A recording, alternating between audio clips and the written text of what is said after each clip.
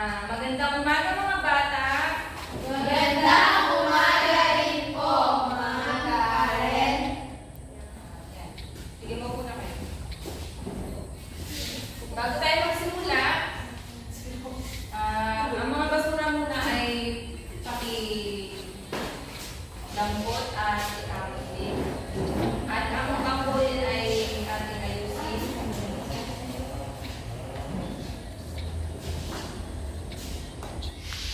Ang ating pag-aaral, ako nga pala ang inyong guro sa Edukasyong Pantahanan at Pampabuhayan ICT4.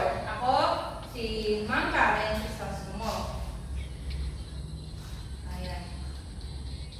Ang ating pag-aaralan ay ang pagsusuri ng impormasyon gamit ang ICT.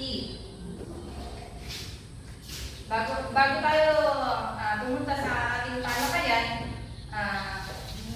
didiscuss ko muna yung mga layunin.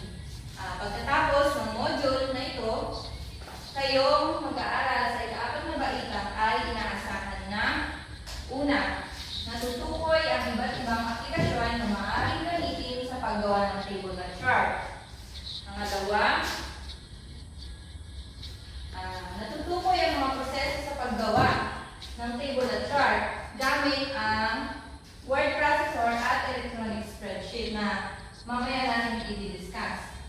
At ang panghuli ay naipamamalat ang kaalaman at kakayahan sa paggamit ng mga productivity tools tulad ng word processor at electronic spreadsheets.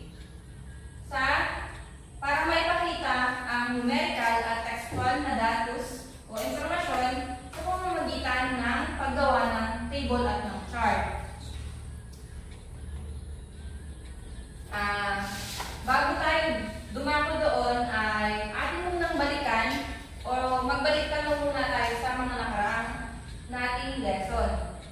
Natatandaan mo pa ba kung ano-anong bahagi ang nasa table at uri ng chart? May nakakatanda ba?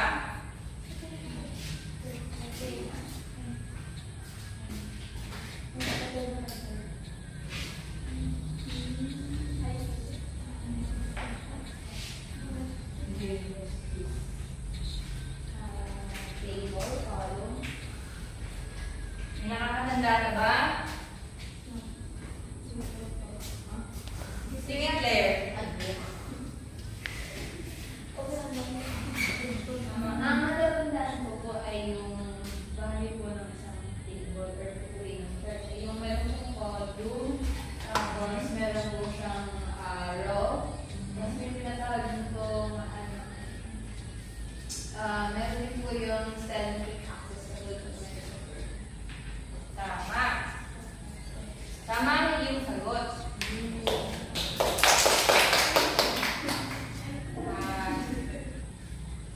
Dumako na tayo sa tuklasin mo.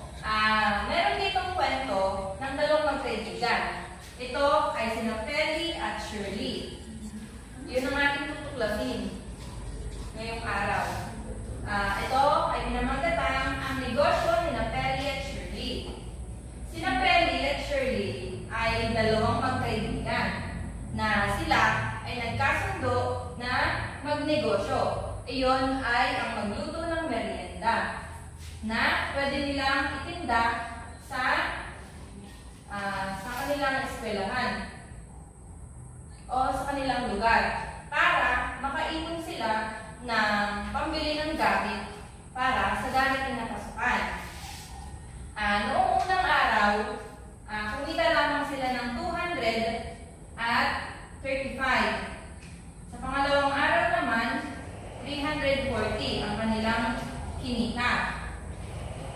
Samantalang noong ikatlong araw, ay 450. Samantalang noong ika-4 na araw, naging 390 lamang. Ngunit, noong ika-5 araw, ang kanilang lamang na kinita ay 240 dahil ang panahon noong ika-5 araw ay naging maulan. Kaya naging ganun lamang yung kanilang kinita. Para malaman yung halaga ng kanilang kinita ni Feli at Shirley, sa bawat araw ng pagbebenta ng merienda, gumamit sila ng word processor. sa paggawa ng table. At saka naisipan din nila na gawa nito ng chart para malaman yung ulat ng kanilang kinita sa bawat araw ng pagbebenta. At ito na nga yung table. Tama yung sinabi ni Claire na mayroong row at column. Itong linyang ito ang tinatawag na row. At itong pababang ito ang tinatawag na column.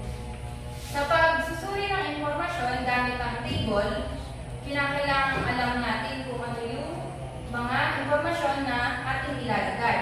Katulad na lamang noong araw, kung ilang araw nagtinda sina Perry at Shirley. Ilang araw nga, mga bata? Tama. Tapos, bukod doon, ay kung ano yung tininda nila ng mga araw na yon. Nandito, sa mga impormasyon na nakalagay sa ating table. At saka yung kanilang kinita.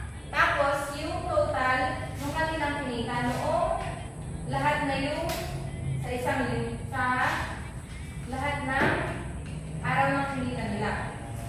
Na ang total ay 1,655. Yun yung naging kita nila dun sa 5 araw ng kanilang pagbebenta. Bukod dyan sa table, meron ditong chart na ginawa sila. Na kung saan tumaas, mababa, hanggang sa tumaas ng ikalawang araw, pangatlo tumaas, tapos sa ika-4 na araw ay biglang bumaba, tapos bigla din bumaba dun sa ika-5 araw. Yan. Yan yung mga datos na kanilang ginawa. Na mayroong nakalagay na kinita sa pagbebenta ng merienda, tapos kung ilang araw, tapos yung mga kanilang kinita bawat araw. Yun yung mga nakalagay. Lumako naman tayo sa alam mo ba na ang word processor o word processing application ito ay software na nakakatulong o tumutulong sa paglikha ng textual na dokumento sa pag-i-edit o pag-save ng mga ito sa isang computer file system.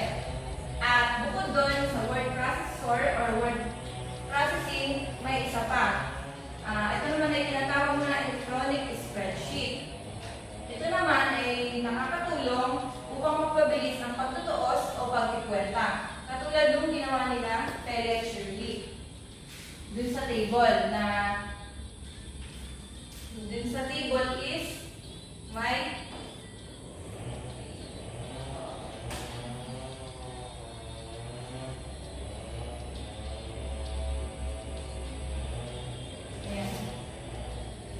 yung kanilang kinita is nakalagay dito.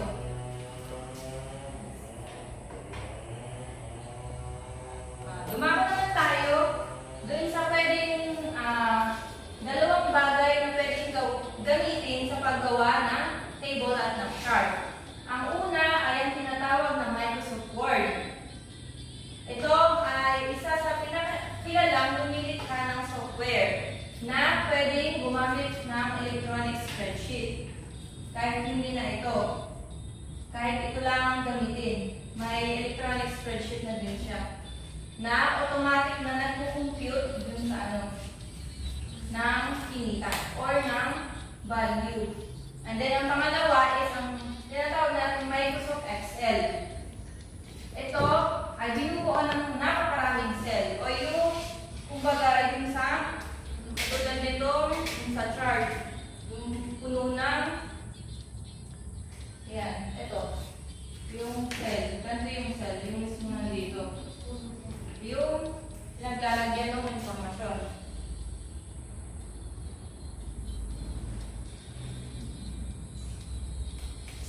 Dumako naman tayo sa mga hakbang sa paggawa ng isang table.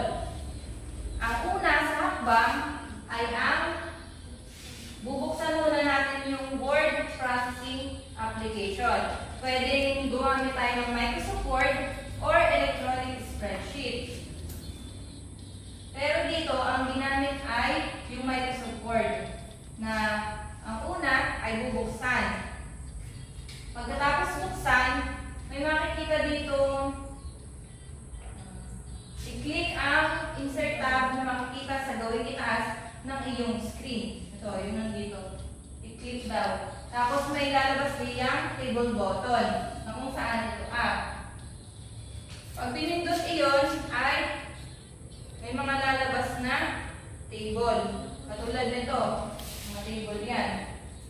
Ang pangatlong hakbang, pag napindot na yung table button, magtatakda na tayo kung ilang row o column ang ilalagay.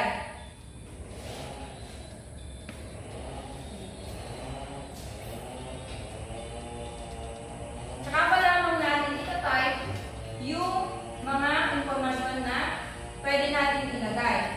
Katulad nung ginawa nila Pele Shirley. May araw, kung ilan, merienda, kung ano-ano yung mga binenta ng mga araw na yun, tapos yung kanilang kinita sa bawat araw.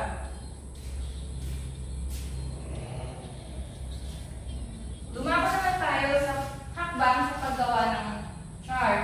Yung una ay paggawa ng table. Ang sumunod naman ay yung paggawa ng chart. Katulad lang din siya nung una, pero may mga dinagdag dito.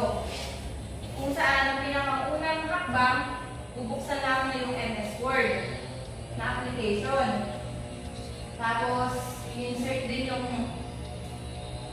i-click din tapos i-insert yung tab or i-click para may magbukas yung table. Tapos, nga pala magbubukas ang insert chart dialog. And then, pagkatapos nun, pipiliin na natin kung ano yung mga pwede nating gawing chart. Mayroong pie chart, line chart, gano'n. Tapos i-click. Tapos, siya magkakaroon ng tinatawag na default chart. Hindi ka naman mamimili kung ano yung gagawin mong chart. Pwedeng line, pie, gano'n. Tapos, siya pa lang natin papalitan yung impormasyon na ginawa. O kaya ita-type. Tapos, siya pa lamang isi-save ang Word document at papalitan siya ng file name.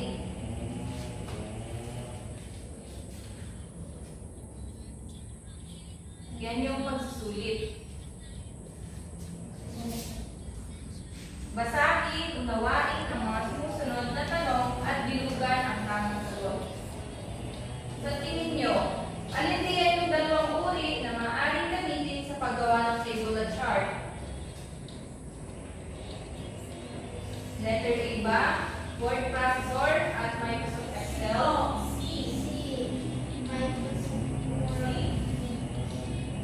Microsoft Word o Microsoft Excel? Tama. Letter C.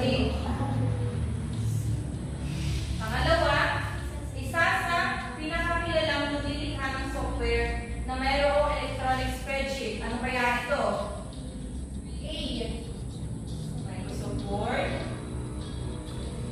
A po. A po. Bukang sagot. May kasamang electronic spreadsheet. B. C.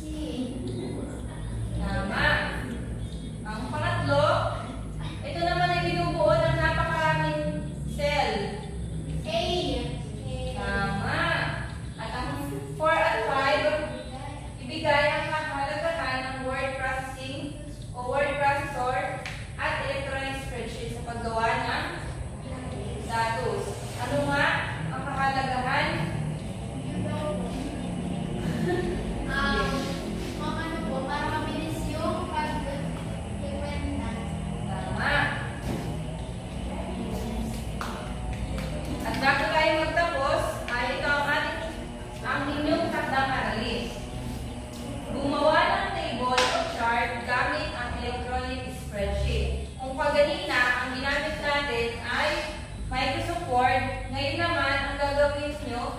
gagamitin nyo ay electronic spreadsheet. Pwede kayong gumamit ng Microsoft Excel pag gagawa nito sa inyong bahay. Kung wala namang laptop, ay maaaring gumamit kayo ng computer. Yun lamang